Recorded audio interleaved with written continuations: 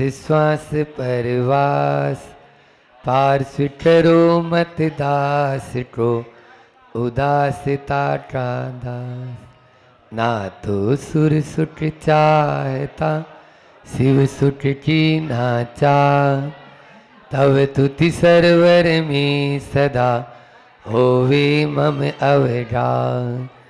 अरहंत भासियत्थम गणहर देवीं गंतियम सम्मम, प्रणमामि भक्ति जुत्तो सुदनान महोवहिं सिरसा। बोलिए मूल नायक चिंतामणि पारसनाथ भगवान की। परम उपकारी संत श्रवणी आचार्य गुरु विद्यार्थी सागर मामुनि राज की। द्वादशान जिनवाणी माता की। श्रुत पंचमी महापर्व की। परम पूज्य मुनि श्री 108 दुर्लभ सागर जी महाराज की। बाजना वालों का खूब सौभाग्य है कि मौसम भी उनको इस अवसर पर अपनी छाया भेजकर बधाई प्रकट कर रहा है। इतनी ग्रीष्म काल की ये जेठ की तपन, लेकिन इसमें भी मौसम बिल्कुल फुहार जैसा मौसम चल रहा है। और वह मंडलाचरण में आके बता रहा है कि आप लोग बहुत अच्छा काम करने जा रहे हो, हमारी भी उसमें अनुमोदना शामिल है। इस प्रकार से प्रकृति भी साथ देती है जब हमारे भाव, हमारे परिणाम शुद्ध और निर्मल होते हैं। आज पंचमी का यह पावन पर्व, वैसे तो महीने में 2 बार पंचमी आती है, आती नहीं आती, हर बार आती है, लेकिन उस पंचमी को श्रुत पंचमी नहीं कहा जाता। श्रुत पंचमी तो वर्ष में एक बार ही आती है, जिस दिन हमारे श्रुत का लिपिबद्ध रूप से हमारे सामने यह प्रकट हुआ है। आज श्रुत पंचमी के बारे में अपन अल्प समय में थोड़ा कुछ जानेंगे। यहाँ 4 सूत्र, हम षट खंडागम के जो मूल सूत्र है उसको आप छू नहीं सकते हो उन पुस्तकों को, तो उनमें से हम 4 सूत्र लेके आए ताकि आपको उन सूत्रों का अर्थ भी मालूम चल जाए। प्राकृत में है वो, प्राकृत में वो 4 सूत्र हैं, उनका अर्थ भी आपको पता लग जाए और उसके माध्यम से हमें श्रुत आज वर्तमान में जो हमारे पास में उपलब्ध है बहुत थोड़ा सा है। एक पहाड़ के सामने राई के बराबर बचा है। क्यों? क्योंकि भगवान महावीर स्वामी के बाद में कंठ परंपरा से यह श्रुत यानी सुनने के माध्यम से उन्होंने उनको दिया, उन्होंने उनको दिया, तो 3 केवली हुए। सबसे पहले गौतम स्वामी, फिर सुधर्मा स्वामी जिनको लोहाचारी भी बोलते हैं, और फिर तीसरे हुए सुधर्मा आपके जम्बू स्वामी। इन 3 केवली का काल था 62 वर्ष, और उसके बाद में 100 साल में 5 श्रुत केवली हुए। उनमें विष्णु, नंदी मित्र, अपराजित, गोवर्धन और भद्रभाऊ। अंतिम श्रुत केवली कौन हुआ? भद्रभाऊ, जिनके काल में 12 साल का अकाल पड़ा था। याद है? अरे 12 महीने कोरोना हुआ, उसमें तो पसीना पसीना हो गया पूरी प्रकृति। बोलो 12 साल किसको बोलते हैं? महाकाल। कोरोना तो कुछ नहीं लगता उसके सामने, कुछ भी नहीं है। ये तो मीडिया के माध्यम से एक दूसरे के सामने इस तरह की प्रस्तुति कर दी जाती है। उस समय तो ऐसा अकाल पड़ा था कि पेट को चीरकर उसके अंदर से निकाल कर खा जाते थे। रात में निकलना हुआ। बोलो महादुष्काल। जिनके शिष्य हुए थे चंद्रगुप्त मौर्य, जो आप सीरियल देखते हो ना, चंद्रगुप्त, वही चाणक्य वाला चंद्रगुप्त। तो ये चंद्रगुप्त मौर्य उन्हीं के शिष्य थे, जैन थे वो, उन्हीं के शिष्य हुए। और उसके बाद में 11 विशाखाचार्य आदि और आचार्य हुए, जिनको 12 अंग और 14 में से केवल 10 पूर्व का ज्ञान रह गया। अब 4 पूर्व चले गए।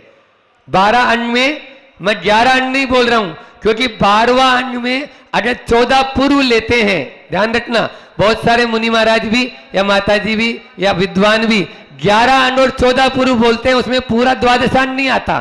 क्यों नहीं आएगा? क्योंकि जो दृष्टिवाद अंग है उसमें के उसके 5 वेद हैं, उसमें से आपने केवल पूर्वगत ले लिया, फिर 4 वेद तो रह ही गए ना, तो द्वादशांग पूरा नहीं होगा। इसलिए 12 अंग और 14 पुरु का ज्ञान चल रहा था। लेकिन विशाखाचार्य आदि जो 11 आचार्य हुए, उन तक आते आते 12 अंग और 14 में से 10 पुरु रह गए।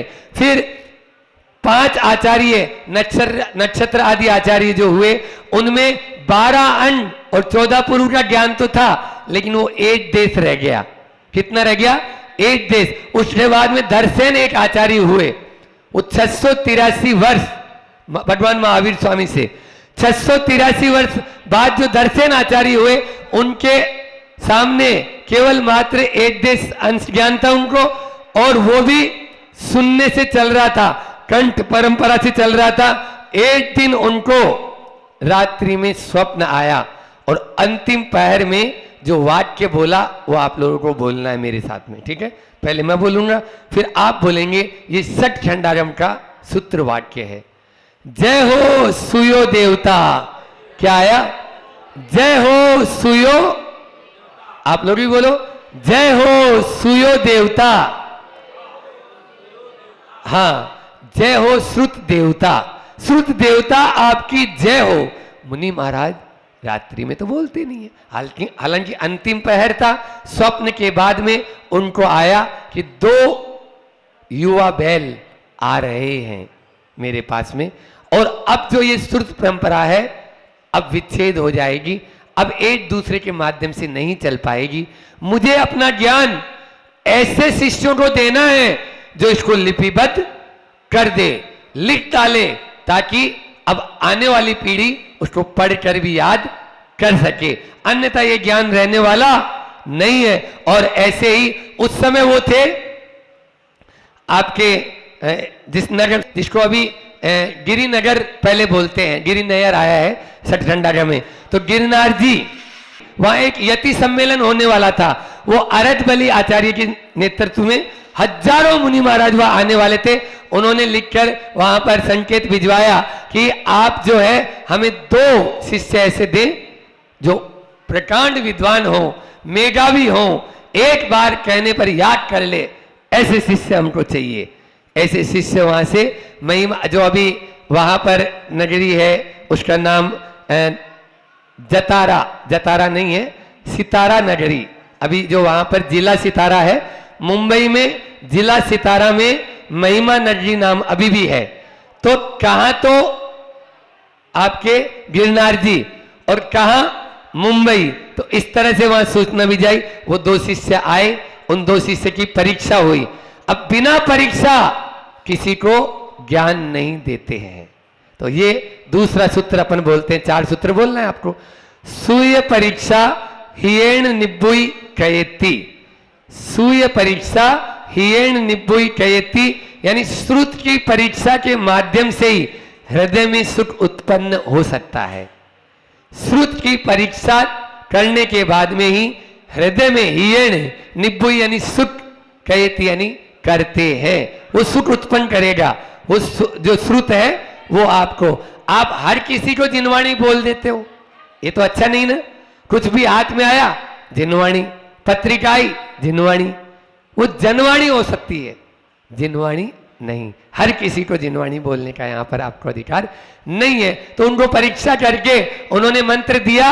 एक मंत्र हीनाक्षरी था, एक मंत्र हीनादिक था, और वो मंत्र सिद्ध करने के लिए 2 दिन का उपवास करो, उसके बाद मेरे पास आना, उन दोनों शिष्यों को। और वो मंत्र दे दिया। अब मंत्र के द्वारा देवियां प्रकट हुई। एक के दांत बाहर थे, एक आंख से काणी थी। अब देवियां तो ऐसी होती नहीं है, ऐसे कैसे हो गया? उन्होंने मंत्र सुधारा और फिर से आराधना की। अच्छी सुंदर परिरूप की स्वर्ग की देवियां उतर कर आ गई। समझ गए महाराज जी, ये मंत्र सही नहीं था, हमने इसको सही कर लिया। उन्होंने वो सूत्र तो वो जान गए कि ये वाक्य में सही है। और जो देवियां हुई तो उन्होंने बोला, उन्होंने पूरा ज्ञान दे दिया। और पूरा ज्ञान देने के बाद में बोला इसको लिपिबद्ध करो, और लिपिबद्ध कर दिया। और जिस दिन लिपिबद्ध किया वो दिन था श्रुत पंचमी का दिन था। वो दिन कौन सा था? श्रुत पंचमी का दिन। इसलिए उस दिन देवों ने आकर आराधना की। भूतों ने आकर आराधना की, तो एक महाराज जी का नाम हो गया भूत बलि, और एक महाराज जी की दांतों की पंक्तियां ऊपर नीचे आगे पीछे थी, और इसको उन्होंने जब पूरा लिट डाला तो उनकी दांतों की पंक्तियां ठीक हो गई, तो उनका नामकरण हो गया आचार्य पुष्पदंत। आचार्य पुष्पदंत, आचार्य पुष्पदंत और आचार्य भूत बलि ने इस श्रुत को निबद्ध किया, जो 6 खंडों में सट खंड आगम, जीवखंड, खुद्दाबंद, बंद स्वामित्व, वेदना खंड, वर्णना खंड और महाबंद, इसमें जो एक खंड पर अपने जो है 16 टीका लिखी है, धौला 16 भाग आचार्य वीरसेन महाराज जी ने, और 16 जय धौला, उसके भी 16 वॉल्यूम बड़े बड़े। आप लोग छोटी सी किताब देख के डर जाते हो, हाँ उसमें अच्छे बिल्कुल सूत्रात्मक हैं, उसकी टीकाएं लिखी, और ऐसे ही महाधौल भी हुई है। और एक और आचार्य हुई यतिवृषभ, उन्होंने 233 चूर्णी सूत्र के माध्यम, वो अलग है, उन्होंने 233 चूर्णी सूत्र के माध्यम से कसाय पाउडर की रचना की। इस प्रकार से ये द्रव्य श्रुत की बात हुई, और भाव श्रुत भी, जो हमारे भाव श्रुत भीतर है, वो अष्ट प्रवचन मात्रिका बराबर है। बंधुओं, इतना लंबा चौड़ा, आज हम श्रुत पंचमी की बात तो कर ही रहे, इतना लंबा चौड़ा ज्ञान हो, लेकिन उसके साथ में भाव श्रुत भी होना जरूरी है। आचार्य श्री जी बार बार बोलते हैं कि द्रव्य श्रुत की, भाव श्रुत की द्रव्य श्रुत के साथ व्याप्ति नहीं है। एक शिवभूति महाराज हुए, उनको नमोकार मंत्र भी याद नहीं होता था, और फिर भी उन्होंने मोक्ष को प्राप्त कर लिया। बोलो क्या कर लिया? क्यों कर लिया? क्योंकि उनका भाव श्रुत पक्का था। ये शरीर अलग है, आत्मा अलग है। तुष्मास भिन्नम, तुष्मास भिन्नम। तुष कहते हैं उड़द की दाल या मूंग की दाल के छिलके को, और मांस कहते हैं दाल को। दाल अलग है, छिलका अलग है। दाल अलग है, छिलका अलग है, बस शरीर अलग है, आत्मा अलग है। सारा सार श्रुत पंचमी का यही है। इसलिए अपन को इनका ध्यान रखना है। निश्चित रूप से अपन बहुत अपने क्षेयोपशम को बढ़ा सकते हैं। बंधुओं, आज श्रुत पंचमी है। वर्तमान काल में हम कैसे महाराज जी श्रुत का, हम किस प्रकार से संस्कार को, संस्कृति का रक्षा कर सकते हैं, 4 बिंदु याद रख लेना। श्रुत के प्रति निष्ठा, विश्वास हो, और श्रुत की सेवा करना है, श्रुत का संरक्षण करना है, और श्रुत के प्रति हमें समर्पण होना है। 4 बातें कौन कौन सी बताई, बताओ, बोलो। पहला तो बताया निष्ठा हो, उसकी सेवा होनी चाहिए, उसका संरक्षण होना चाहिए, और उसका समर्पण, उसके प्रति समर्पण होना चाहिए। कैसा समर्पण हो, एक उदाहरण के माध्यम से बता रहा हूं। चीनी यात्री हिवेन सांड, नाम सुना होगा। हिवेन सांड आया, भारत से बहुत सारे शास्त्र लेके जा रहा था। कुछ युवा लोग भी उसमें साथ में हो गए उनको पहुंचाने में। और वो जब जा रहा था तो उसने नाव में शास्त्र रख लिए, अपने विदेश ले जा रहा था शास्त्रों को, और सारे शास्त्र रख लिए उसने। सारे शास्त्र रखने के बाद में वह नाव, युवा लोग भी उसमें बैठे थे, और नाव चली। बीच भंवर में जाने के बाद नाविक जो था वो बोलता है, अब नाव डूब जाएगी, नाव में वजन इतना है, तो इन शास्त्रों को आप लोग समुद्र में डाल दो, नहीं तो अपन सब डूब जाएंगे। इतना सुनना था, शास्त्र समुद्र में नहीं जाएंगे, हम लोग जा सकते हैं। और उन युवाओं ने अपना बलिदान दे दिया। आपको जितना शास्त्र का वेट है उतना वेट हमारा है। एक एक युवा छलांग लगाना समुद्र में शुरू कर दिया। ये था शास्त्र के प्रति समर्पण, ये थी शास्त्र के प्रति सेवा, ये थी शास्त्र के प्रति श्रद्धा, ये थी शास्त्र के प्रति भक्ति। ऐसी भक्ति और ऐसा समर्पण अपने में है? बोलो, इतना समर्पण होगा तब जाकर हम श्रुति की रक्षा कर सकते हैं, तब जाकर हम अपना क्षेयोपशम बढ़ा सकते हैं। क्षेयोपशम के बारे में भी आता है रतनचंद मुट्टार। आप देखो, आचार्य श्री जी जब कभी भी अपने पाटे पर बैठते हैं, कल परसों महाराज जी भी बता रहे थे ना, वो पहले सबसे जंगल से आएंगे, सबसे पहले नमस्कार कहेंगे। मैं जब कभी भी चौकी उठा के रखता था, क्योंकि हमें जंगल से आना ही था, उनका कमंडल रखते, और रखने के बाद तुरंत उनके कमरे में पहले पांव पहुंचता, और चौकी उठाकर उनके पाटे पर रखता, आचार्य श्री जी पीछे उठाकर नमोस्तु करते। ये है विनय। श्रुत की ऐसी विनय हमारे भीतर में है, पल प्रति पल उस श्रुत की विनय करते हैं। रतन चंद जी मुट्टार हुए हैं, किस प्रकार से शिवसम आप बढ़ा सकते हो श्रुत की विनय के माध्यम से। एक बार रतन चंद जी मुट्टार छोटे बच्चे थे, बड़े विद्वान तो बाद में बने, बहुत छोटे 8-10 साल की उम्र होगी। कोई गणित का प्रश्न हल नहीं हो रहा था, गणितीय करुणा नियोग का विषय चल रहा था और मंदिर में स्वाध्याय हो रहा था। 8-10 लोग बुजुर्ग लोग बैठे थे, उनसे वो हल नहीं हो रहा था। और ये रतन चंद जी मुट्टार गए और वो ये दर्शन कर रहे थे, बाद में ऐसे ही स्वाध्याय सुनते थे। देखो कितना प्रभाव पड़ता है स्वाध्याय का, स्वाध्याय परम तप है। तो वो छिपकर सुन रहे थे, उनसे बहुत देर हो गई, हल नहीं हो रहा था। ये बच्चे थे कि दादाजी हम बताएं इसका उत्तर ऐसे हो सकता है। आजकल के बूढ़े होते तो वो बोलते वृद्ध लोग, अरे जुमा अभी पैदा हुआ और तुम हमें सिखाने आया, हम 80-80 साल के बूढ़े और तुम बताएगा 8 साल 10 साल का। लेकिन उन्होंने ऐसा नहीं बोला, हाँ बेटा बता दे तुम्हें आता है तो। उन्होंने वो प्रश्न का हल किया और सेम वैसा जहां अटके हुए थे वो सुलझ गए। और वो दादाजी लोग उसको दांतों तले उंगली दबा रहे हैं, इतना सा बच्चा, और कैसे बता दिया। बोले बेटा तू रोज स्वाध्याय में आ जाए कर, आता तो है, हाँ मेरी भी इच्छा तो है। वो प्रतिदिन स्वाध्याय में बैठे और ऐसे प्रकांड विद्वान बने कि अच्छे अच्छे टक्कर लेते थे। रतन चंद जी मुट्टार ने बहुत बड़े साहित्य लिखे और उस समय जो शास्त्रार्थ होते थे, मतलब ब्राह्मणों के साथ में हिंदुओं के साथ में खूब डिबेट होती थी और ऐसी ऐसी डिबेट होती, ओपन, मतलब महीना महीना तक चलती थी। वो अपनी तरफ से तर्क देते थे, अपनी तरफ से तर्क देते थे, और जब तर्क देते थे तो रतन चंद जी मुट्टार के सामने सब बैठ जाते थे। इतना क्षोभ उनका तगड़ा हो गया। ये काय का प्रभाव, ये सब प्रभाव है केवल स्वाध्याय का और श्रुत की विनय का। मैं मानता हूं वर्तमान में आज बहुत फास्ट जमाना हो चुका है और हमारे पास में इतना समय नहीं है कि हम जिनवाणी के लिए पूजा पाठ के लिए दें। कलकत्ता में एक बार ऐसे ही एक सज्जन ने प्रश्न किया शंका समाधान में प्रमाण सागर जी महाराज जी से कि महाराज जी हमारे पास तो समय रहता नहीं है, फैक्ट्री भी मेरी यहाँ से 25 किलोमीटर दूर है और मुझे सुबह 5 बजे निकलना पड़ता है, तब जाके मैं 9 बजे फैक्ट्री पहुँच पाता हूँ। क्यों? क्योंकि इतना ट्रैफिक रहता ही है। शहरों में आप देखो, बंबई में पैदल पहले पहुंच जाएगा आदमी, अगर 3 किलोमीटर जाना हो तो पैदल चले जाना, हमारी राय मानो तो कभी भी जाओ तो। कलकत्ता में भी पैदल हजारों आदमी पैदल चलते हैं वहाँ, अच्छे बड़े बड़े सेठिया लोग पैदल चलते हैं, गाड़ी को किनारे रख देते। क्यों? क्योंकि जानते हैं ना कि मैं पहुंच ही नहीं पाऊंगा इतने ट्रैफिक में। तो महाराज जी ने जो जवाब दिया, क्योंकि वर्तमान में हमें जिस स्पीड में आप दौड़ रहे हो ना, गलत तरफ गलत वे में जा रहे हो, मोबाइल का जमाना है। तो मैं तो ये कहता हूं, मेरा अपना ओपिनियन है, मैं किसी दूसरे के लिए नहीं बोल रहा हूं, कोई दूसरे महाराज जी का, कोई दूसरे आचार्य की बात नहीं बोल रहा हूं, मेरा अपना ओपिनियन है।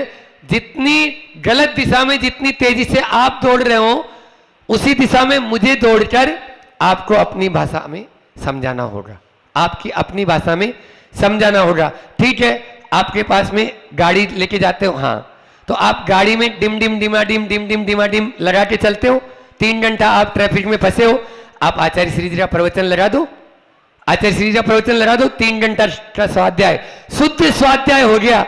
आप पूजा लगा दो, शुद्ध पूजा हो गई। बोलो हुई कि नहीं हुई? आप यदि आपको करना चाहिए, आप मॉर्निंग वॉक में जा रहे हो, आप मॉर्निंग वॉक में 1 घंटा जा रहे हो, ईयरफोन कान में फंसाओ, अपने यहां पर रखो, आप बोलिए 1 घंटा आपका शुद्ध प्रवचन सुनना हुआ नहीं हुआ? ये स्वाध्याय हो सकता है नहीं हो सकता?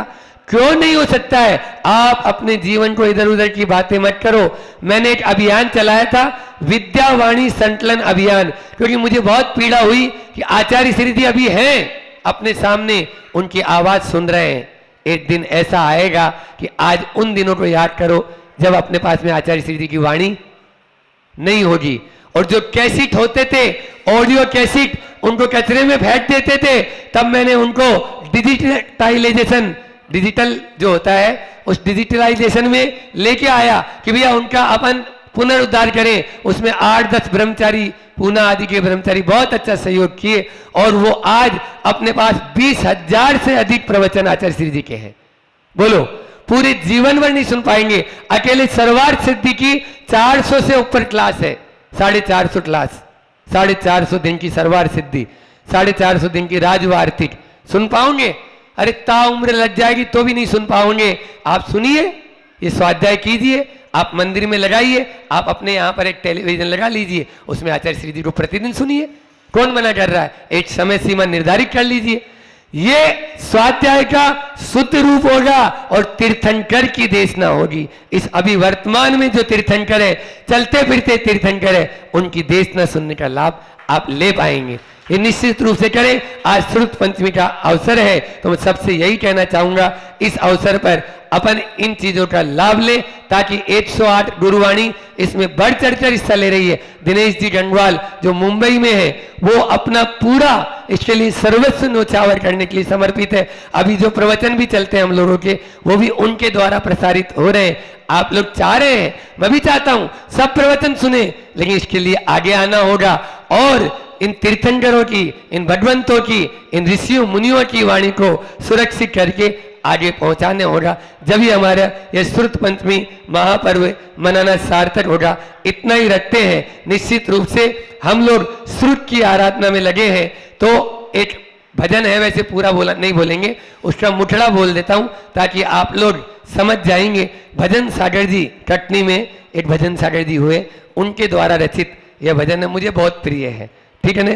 कि द्वादशांग के घाटों में, बुंदेलखंडी में है कि द्वादशांग के घाटों में कौनों तो घाट पकड़ते, तो चतुर्गति की वे तरणी में बिना मौत ना मरते, तो चतुर्गति की वे तरणी में बिना मौत ना मरते। यानी द्वादशांग के जो घाट हैं, 12 घाटों में से कोई तो घाट अपन पकड़ लें, ताकि चतुर्गति का भ्रमण छूट जाए। आगम चक्षु साहु, साहु के लिए जब आगम को चक्षु कहा है, तो आप कौन खेत की मूली है। इसलिए हम सब उसी द्वादशांग के माध्यम से अपने आप को आगे बढ़ा सकते हैं। कोटि शतम द्वादश्चैव कोट्यो लक्षाण त्रिदिकानि चैव पंचाच दष्टो च सहस्त्र संख्य में तच्युतम पंच पदम नमामि। इतने पद हैं द्वादशांग में, 112 करोड़ 83 लाख 58,000 5 पदों को हम सब बारंबार नमस्कार करते हैं, नमस्कार करते हैं। बोली द्वादशांग जिनवाणी माता की। आप सबकी ओर से और मैं अपनी ओर से परम पूज्य आचार्य गुरुवर विद्यासागर जी महामुनि राज की।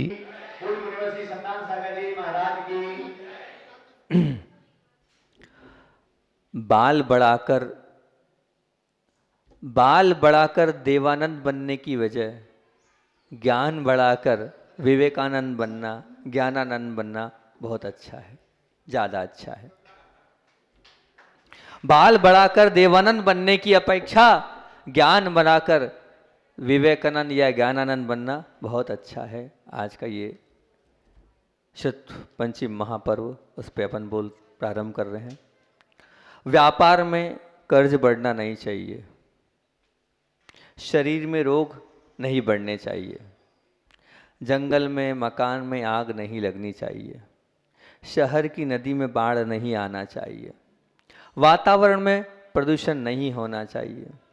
मानव के पास इन सब बातों की बहुत समझ है कि नहीं, कर्ज नहीं बढ़े, आग नहीं लगे, वातावरण खराब नहीं हो, वो जो है हमारे यहाँ अकाल नहीं पड़े, इन सब की बात तो है।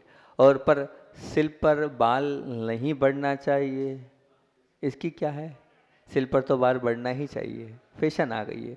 जीवन में संपत्ति नहीं बढ़ना चाहिए, शरीर में खून कम नहीं होना चाहिए, व्यापार में कमाई जो है वो कम नहीं होना चाहिए, समाज में मेरी प्रतिष्ठा कम नहीं होना चाहिए, मन में मेरी प्रसन्नता कम नहीं होना चाहिए। मानव के पास इन सब बातों की समझ तो है, पर हृदय में ज्ञान कम नहीं होना चाहिए, मन में समझ कम नहीं होना चाहिए, जीवों के प्रति मैत्री भाव कम नहीं होना चाहिए। इन सब की समझ मानव के पास क्यों नहीं है? बताओ तो, इसमें बड़ा संदेह है। बड़ी दयनीय स्थिति है मानव की। जो बढ़ाने जैसा नहीं है उसे बढ़ाने के लिए मानव पागल कुत्ते की तरह भटक रहा है। जो बढ़ाने जैसी, संपत्ति बढ़ाने जैसी नहीं है, बाल बढ़ाने जैसे नहीं है, लेकिन वो संपत्ति के पीछे और बाल बढ़ाने के पीछे वो कैसा पागल कुत्ते जैसा भटक रहा है। और सचमुच जो कम करने जैसा, उसे कम करने के लिए वो क्या है, कुंभकर्ण की तरह आलसी बन गया है। अपने मन से पूछो कि आपको देवानंद बनने में रुचि है, परिग्रहानंद बनने में रुचि है, वासनानंद बनने में रुचि है, कि ज्ञानानंद बनने में रुचि है, विवेकानंद बनने में रुचि है? बताओ क्या, किसमें रुचि है आप में? तो आप तो यही कहेंगे महाराज जी नहीं, हमें तो बाल बढ़ाने में, देवानंद बनने में ही रुचि है, परिग्रहानंद बनने में ही रुचि है। हमें नहीं बनना ज्ञानानंद और विवेकानंद, हमें नहीं बनना, हम तो वासनानंदी ही रहना चाहते हैं। हमारे हृदय में तो वासना ही बसी है। सुख के समय में भी मन की प्रसन्नता की कोई गारंटी नहीं देने वाला वो आपका देवानंद, वासनानंद और परिग्रहानंद। दुख के समय भी वो चेहरे की हंसी कायम नहीं रखने वाला वो आपका क्या, वासनानंद। फिर भी आपकी प्रतिकूल स्थिति को भी अच्छा बढ़ाने वाला अगर कोई है तो वह है ज्ञानानंद। क्या है? ज्ञानानंद। क्यों मैं बोल रहा हूँ ज्ञानानंद के विषय में? क्योंकि ज्ञान एक ऐसी वस्तु है, अगर ज्ञान अगर हमें प्राप्त हो गया तो ये मान के चलना हम अपनी हर प्रतिकूल परिस्थिति में को भी अनुकूल बनाने की क्षमता अपने ज्ञान के माध्यम से रखते हैं। फिर उसके बाद केवलियों की एक शुद्ध केवलियों की परंपरा टूट गई तो अनुबद्ध केवली हुए, जो श्रीधर केवली हुए, जो कहाँ से मुक्ति को प्राप्त हुए थे? कहाँ से पता है आपको?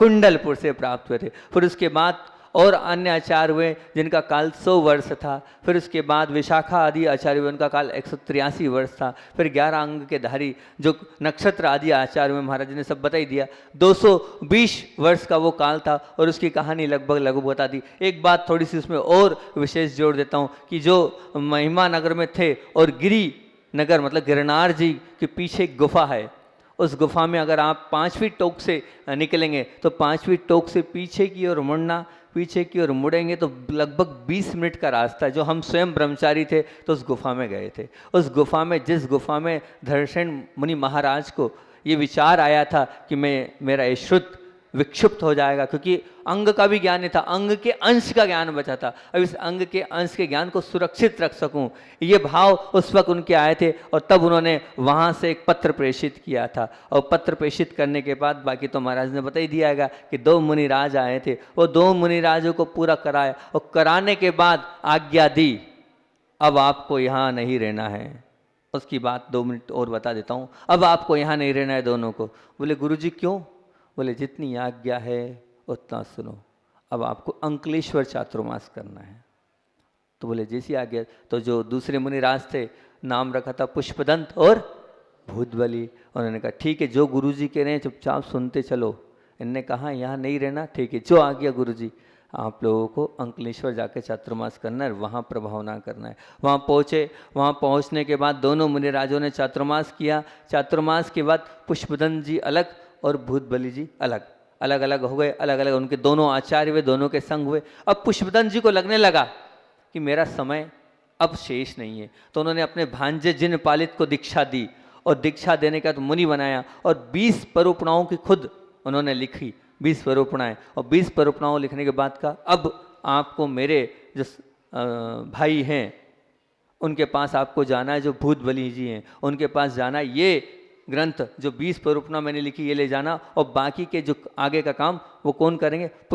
कौन करेंगे? भूतबली आचार्य करेंगे। तो फिर भूतबली आचार्य के पास वो जिन पालित जो पुष्पदंत जी के शिष्य थे और गृहस्थ अवस्था के भांजे थे वो पहुँचे और उन्होंने वहाँ पहुँचने के बाद वो पूरा ग्रंथ उन्हें दिया और आगे के 6 खंडों की रचना भूतबली आचार्य महाराज ने करी। और जिस दिन ये रचना पूर्ण हुई थी वो आज का ही दिन है, शुद्ध पंचमी महापर्व। इसलिए आज हम लोग उसको बड़े ही उत्साह के साथ मनाते हैं। क्योंकि जिनवाणी, मेरे पास एक प्रश्न आया था कि पहले भी आया था, उसका उत्तर दिया था कि हम कैसे बनाएं शुद्ध पंचमी महापर्व को। तो मैंने उस वक्त भी कहा था कि देखो हमारे यहाँ तीनों पूजनीय है, देव भी पूजे, शास्त्र भी पूजे और गुरु भी पूजे। तो शास्त्र को हमने पूजनीय माना है। तो जब उसकी जयंती आती है तो जैसे हम महावीर जयंती, जैसे हम निर्वाण लाडू के लिए महावीर भगवान के लिए उस दिन मनाते दिवाली का पर्व, उतने ही उत्साह के साथ हमें शुद्ध पंचमी महापर्व को मनाना था।